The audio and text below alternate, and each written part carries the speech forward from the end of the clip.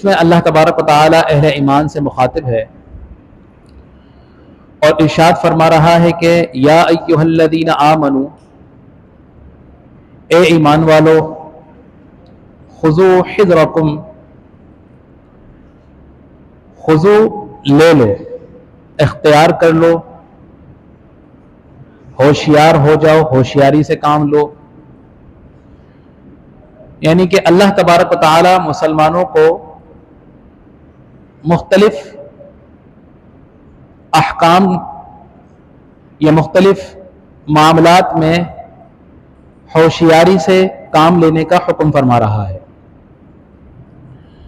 حذرکم اپنے بچاؤ کا ذریعہ، یعنی اے ایمان والو ہوشیاری سے کام لو.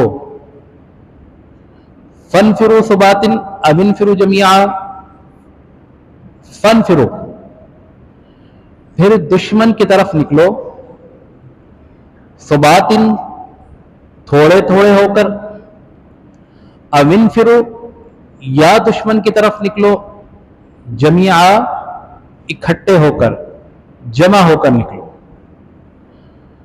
تو اللہ تبارک و تعالی نے قرآن پاک میں دیگر اقوام کو بھی مخاطب فرمایا، لیکن کسی کو یا بنی اسرائیل کہہ کر مخاطب بنایا.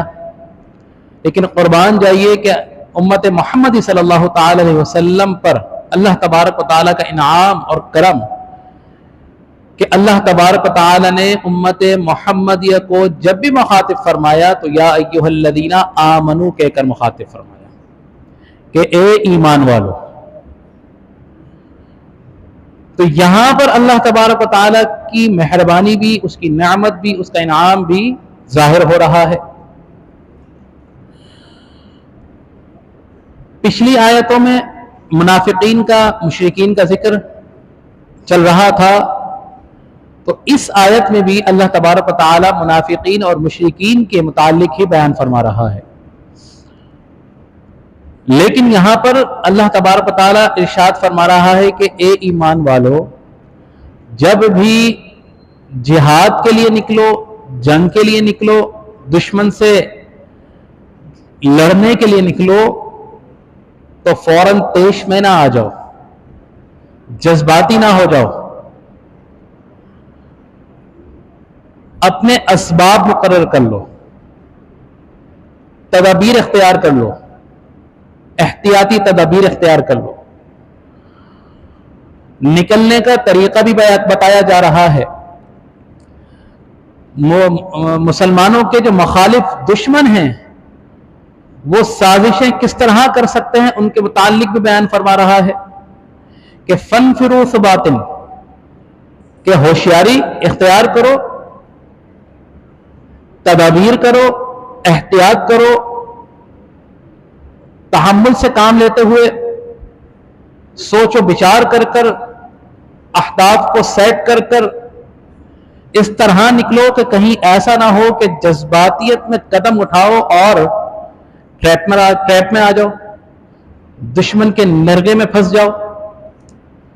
تو یہاں بتایا ثبات امن فانفروا ثبات، تھوڑے تھوڑے ہو کر نکلو. بعض اوقات ایسا ہوتا ہے کہ کہیں نکلیں اور آگے جا کر کسی دشمن نے گھات لگائی ہوئی ہے تو پتہ چلا کہ سارا کا سارا گروہ ہی نرگے میں پھنس گیا اور بھاری نقصان اٹھانا پڑا. تو احتیاطی تدابیر کیا تھی جنگ احد میں کہ حضور علیہ الصلوۃ والسلام نے 50 تیر اندازوں کا جو ایک گروہ تھا اس کو پہاڑ کی چوٹی پر تعینات فرما دیا کہ تم نے یہاں رہنا ہے. یہ کیا تھی؟ احتیاطی تدابیر تھی. یہ حکمت عملی تھی جنگی، دشمنوں سے بچنے کے لیے، ان کے ٹریپ میں، ان کے دھوکے میں آنے سے بچنے کے لیے کہ یہاں پر کھڑے رہو اور باقی جو مسلمان تھے وہ میدان عمل میں، وہ میدان جنگ میں کفار کے خلاف، مشرکین کے خلاف صفارا ہو. تو اس تدابیر کا کیا صلہ نکلا کہ جب تک وہ تیر انداز پہاڑ کی چوٹی پر موجود رہے تو کفار یہاں پر شکست فاس ان کو ہوتی رہی. لیکن جیسے ہی انہوں نے اس چوٹی کو چھوڑا تو کیا ہوا کہ کفار گھوم کر آئے اور مسلمانوں کو جو جیتی ہوئی جنگ تھی کچھ وقت کے لیے مسلمانوں کی ہار میں تبدیل ہوئی، مسلمانوں کو کافی نقصان اٹھانا پڑا جانی بھی۔ تو لہذا معلوم ہوا کہ تدابیر جو ہے، حکمت عملی جو ہے وہ اہم ترین ایک عمل ہے، چاہے وہ میدان عمل ہو۔ اللہ تبارک و تعالی مسلمانوں کو، چاہے وہ آپ کے گھریلو معاملات ہو، ماں باپ کے معاملات ہو، بیوی بچوں کے معاملات ہو، قریبی رشتہ داروں کے، دوست احباب کے معاملات ہو، وہ تمام کے تمام معاملات قرآن مجید میں سکھا رہا ہے، اور اس کے ساتھ ساتھ آپ کو جنگی مہارت بھی سکھا رہا ہے کہ بتائیں نا، فَانْفِرُوا ثُبَاتٍ، تھوڑے تھوڑے ہو کر نکلو، کچھ فاصلے پر ہو کے نکلو، ایسا نہ ہو کہ کہیں ایک ساتھ نکلو اور دشمن کے نرغے میں، اس کے ٹریپ میں، اس کے دھوکے میں آ جاؤ۔ تو لہٰذا کچھ فاصلے سے، تاکہ ایسا ہو کہ آگے والا جب نکلے، اگر دشمن اس کو نقصان پہنچانے کی کوشش کرے تو پیچھے والا آ کر اس کو سپورٹ دے۔ ایسا ہوتا ہے نا کہ کہیں کوئی آگے والا دستہ اگر پھنس جائے اور ان سے لڑائی ہو رہی ہو، اور اگر پیچھے سے کوئی مدد پہنچ جائے تو وہ جو دشمن حملہ کرنے والا ہوتا ہے وہ پھنس جاتا ہے، اور پھنسنے کے بعد وہ پسپا ہو جاتا ہے۔ تو یہ بھی ایک حکمت عملی ہے۔ اب کتنے بہترین طریقے سے اللہ تبارک و تعالیٰ قرآن میں بیان فرما رہا ہے۔ ام انفروا جمیعا، یا پھر اگر ایسا ہو کہ تمہیں اس بات کا یقین ہو اب کہ دشمن سامنے موجود ہے اور بڑی تعداد میں موجود ہے، اور تمہیں یہ لگتا ہے، تو پھر تم جمع ہو کر نکلو، ایک ساتھ بھی نکل سکتے ہو۔ تو یہ تمہارے ہاتھ میں ہے، لیکن احتیاطی تدابیر ملحوظ خاطر رکھو۔ حکمت عملی، میدان عمل میں جاؤ تو پورا ذائچہ کھینچ لو۔ اب اس سے کیا ہے؟ اس سے ایک بات ہمیں یہ بھی جو ہے سبق ملتا ہے کہ بہت سے لوگ یہ کہتے ہیں کہ جی اللہ تبارک و تعالیٰ پر توکل کرنا اور کسی بھی اسباب کو اختیار نہ کرنا چاہیے، اللہ پر توکل۔ ایک صحابی حضور علیہ الصلوۃ والسلام کی خدمت میں حاضر ہوئے اور آپ سے عرض کی کہ یا رسول اللہ صلی اللہ تعالی علیہ وسلم، میرا اونٹ میرے ساتھ موجود ہے، آپ فرما دیجئے کہ میں اس کو اللہ پر بھروسہ کر کے کھلا چھوڑ دوں یا پھر اسباب مقرر کرتے ہوئے اس کو باندھ دوں؟ تو حضور علیہ الصلوۃ والسلام نے فرمایا کہ اونٹ کو باندھ دو، اونٹ کو باندھ دو، باندھنے کے بعد اللہ تبارک و تعالیٰ پر توکل اختیار کرو، اللہ تبارک و تعالیٰ کا بھروسہ اختیار کرو، یعنی اسباب بھی اختیار کرو۔ اسباب اختیار کرنے کے بعد پھر اللہ تبارک و تعالیٰ پر بھروسہ کرو۔ یہی حضور علیہ الصلوۃ والسلام کی تعلیم ہے، اور اللہ تبارک و تعالیٰ بھی یہی چاہتا ہے۔ اور اگر اسباب کی دنیا موجود نہیں ہوتی تو پھر آج ہسپتال قائم نہیں ہوتے، ہر آدمی توکل کر کے بیٹھا ہوتا کہ بھئی اللہ پر بھروسہ ہے، اللہ تبارک و تعالیٰ ہمیں ویسے ہی ٹھیک کر دے گا۔ لیکن یہ بھی دنیا کے اسباب ہیں، ہم نے اختیار کرنے ہیں، دعا اور دوائی ساتھ ساتھ چلنی ہوتی ہے کہ اللہ تبارک و تعالیٰ ہم نے اسباب اختیار کر لیے، جو تیرا حکم تھا اختیار کرنے کے بعد اللہ تبارک و تعالیٰ کی ذات پر بھروسہ اب ہمارا ہے، کامل بھروسہ اختیار ہونا چاہیے۔ اگر ایسا ہی ہو مارکیٹوں کے اندر، دکانوں کے تالے کیوں لگائے جائیں؟ یہ تالے ہم دکانیں بند کر کر، آفیسز بند کر کر، جو ہم تالے لگاتے ہیں، کہ یہ تالے دکانوں کو لوٹنے سے بچا سکتے ہیں؟ نہیں بچا سکتے۔ ایسی ٹرکس آ گئی ہیں کہ سیکنڈ نہیں لگتے تالے ٹوٹ جاتے ہیں۔ لیکن یہ جو حفاظت ہے یہ ملٹیپل ہے، اسباب ہم نے مقرر کر لیے، تالے ہم نے لگا دیے، لیکن تالے لگانے کے بعد اصل جو ہمارا بھروسہ ہے وہ اللہ تبارک و تعالیٰ کی ذات پر ہے۔ تالے لگانے کے بعد ہم بے سکون ہو کر رات میں گھر سو رہے ہوتے ہیں، کیونکہ اللہ کی ذات پر بھروسہ ہوتا ہے۔ اگر کوئی کہے کہ نہیں جی میں نے دکان پہ تالے نہیں لگانے، میں نے آفس کے باہر جو ہے اپنے گارڈز کو کھڑے نہیں کرنے، ہم نے یہ نہیں کرنا، بہت سے لوگ کہتے ہیں۔ اگر کسی کی جان کو خطرہ ہو کسی کی جان کو خطرہ ہو, تھریٹس ہو, تو گورنمنٹ اس کو خود جو ہے پروٹیکشن پرووائڈ کرتی ہے, سیکیورٹی گارڈ دیتی ہے. کیوں؟ کہ بھائی اس کی جان کو خطرہ ہے. بہت سے لوگوں کی اہمیت ہوتی ہے آپ کے دفاعی معاملات میں, آپ کے حکومتی معاملات میں, آپ کے دینی معاملات میں. دشمن تو چاہتا ہے کہ اس کو, دشمن کو, سامنے والے کو ہر طریقے سے ضرر پہنچائیں, چاہے وہ ان کا معاشی معاملہ ہو, چاہے دفاعی معاملہ ہو, چاہے اور کسی قسم کا معاملات ہو, سامنے والے کو نقصان پہنچانا چاہیے تو حفاظت کرنی چاہیے. اگر سب اسی طرح چھوڑ دیں کہ نہیں جی اللہ تبارک و تعالی پر بھروسہ کرو, کچھ نہیں ہوتا. بہت سے لوگ کہتے ہیں کہ یار دیکھو 10 گارڈ کھڑے کر رکھے ہیں, اللہ تبارک و تعالیٰ کی ذات پر توکل ہی نہیں ہے. اگر کل کو کچھ ہو جائے تو وہی باتیں بنائیں گے. بے وقوف آدمی تھا, کروڑوں کا سامان لے کے بیٹھا ہوا, تو کوئی سیکیورٹی, کوئی صورتحال ایسی تھی نہیں حفاظت کی. باتیں بھی سب سے زیادہ پہلے وہی کرے گا جو اس سے پہلے ایک دن پہلے آپ کو یہ تانے دے رہا تھا کہ اللہ پر بھروسہ نہیں ہے. اللہ پر بھروسہ ہے, لیکن یہ دنیاوی اسباب ہیں, ان کو اختیار کرنے کا حکم بھی اللہ تبارک و تعالی نے دیا ہے. کیونکہ یا ایھا الذین آمنوا خذوا حذرکم فانفروا ثبات او انفروا جمیعا, کہ ایمان والو ہوشیاری سے کام لو, چن لو, اپنا پکڑ لو ہوشیاری کو دشمن کے سامنے میں, کیونکہ سامنے والا دشمن بہت زیادہ چالاک ہے. کبھی ضرورت پڑے تو تھوڑے تھوڑے ہو کر اس کے سامنے میں نکلو تاکہ ٹریپ میں نہ پھنس سکو, اور کبھی اگر کبھی یا آپ کو لگے کہ ایک ساتھ اکٹھے اس پر حملہ کرنا ہے تو جمع ہو کر. یہ دونوں صورتیں آپ کو تاریخ اسلام میں حضور علیہ الصلوۃ والسلام کے ظاہری حیات میں بھی ملیں گی, اور خلفائے راشدین کے زمانے میں بھی آپ کو ملیں گی. بہت سی ایسی فتوحات بھی ہیں جہاں پر مختصر سے گروہ کو روانہ کیا گیا, پہ در پہ بعد میں پھر گروہ کو روانہ کیا گیا, کہیں ایک ساتھ حملہ کیا گیا. تو یہ مختلف جو ہے حکمت عملیاں تھی کہ جس کے طریقے سے مسلمانوں نے کامیابی حاصل کی.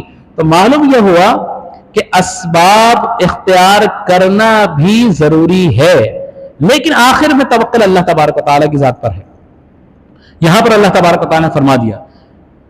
اب اگلی آیت میں اللہ تبارک و تعالیٰ ارشاد فرما رہا ہے وَإِنَّ مِنْكُمْ, اور بے شک تم میں سے, لَمَن لَيُبَطِّئَنَّ, کہ ضرور کوئی کچھ لوگ ایسے بھی ہوں گے کہ جب اعلان جنگ ہوگا, جہاد میں جانے کا جب کہا جائے گا, تو بہت سے لوگ ایسے ہوں گے لَمَن لَيُبَطِّئَنَّ, کہ ضرور تم میں دیر لگائیں گے, ہیلے بہانے تلاش کریں گے کہ کسی طرح ہم نہ جا سکیں, فلاں کوئی بہانہ, کہ بس کسی طریقے سے ہمیں اس مشکل سے ہمیں خلاصی جو ہے آسانی کی طرف ہم آ جائیں, اور ہم مشکل میں مبتلا نہ ہو سکیں.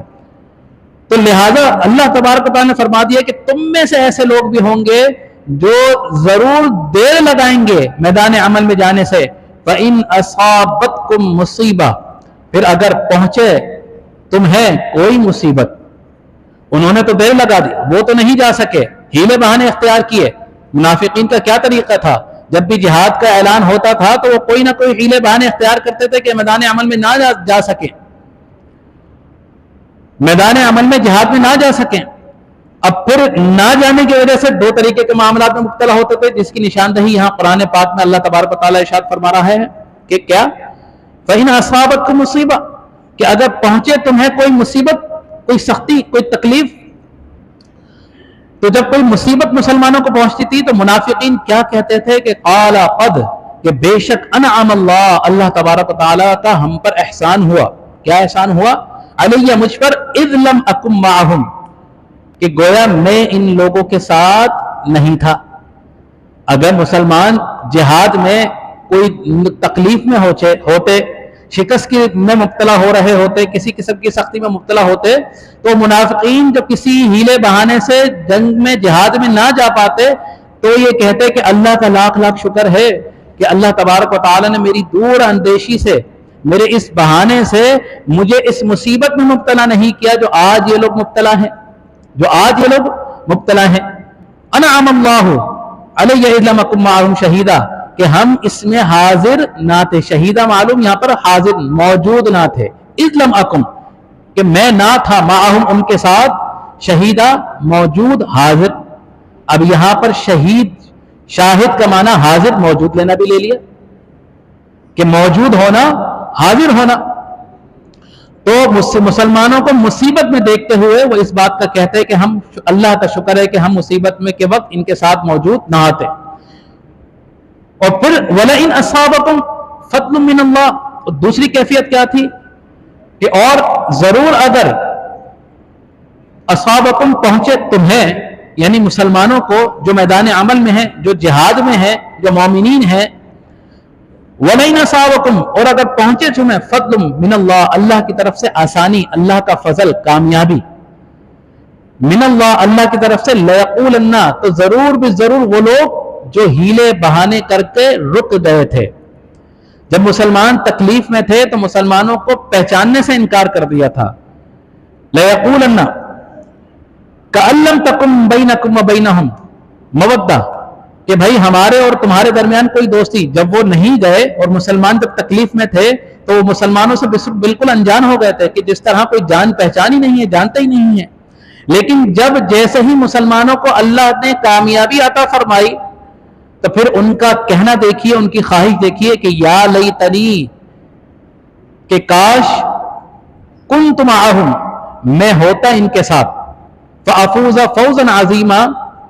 تو آج جس راحت میں مسلمان موجود ہیں, جس کامیابی میں مسلمان موجود ہیں, جنگ جیت گئے ہیں, مال غنیمت حاصل کر رہے ہیں, کاش اگر میں ان کے ساتھ ہوتا تو آج میں بھی یہ مال غنیمت لے رہا ہوتا.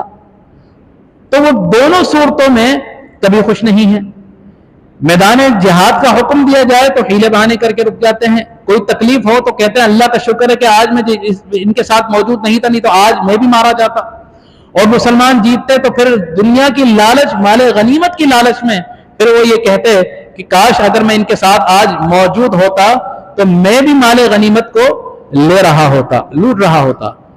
تو یہ 3 آیت مبارکہ کا ترجمہ اور اس کی مختصر سی تفسیر آپ کے سامنے پیش کی. مختصر سی احادیث مبارکہ کہ یا ایھا الذین آمنوا خذوا حذرکم فانفروا ثبات. حضرت انس رضی اللہ تعالی عنہ سے روایت ہے کہ حضور کائنات صلی اللہ تعالی علیہ وسلم نے ارشاد فرمایا, بے شک اللہ تعالی ایک تیر کے بدلے میں 3 افراد کو جنت میں داخلہ عطا فرماتا ہے. ایک تیر کے بدلے میں.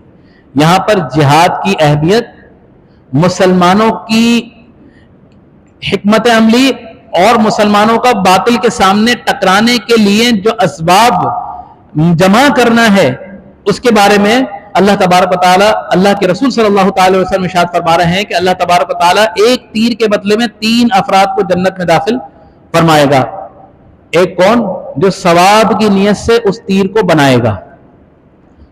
آج پچھلے زمانے میں تیر ہوا کرتے تھے کہ دور سے کھڑے ہو کے نشانہ لیا اور اپنے دشمن کو زہر کر لیا.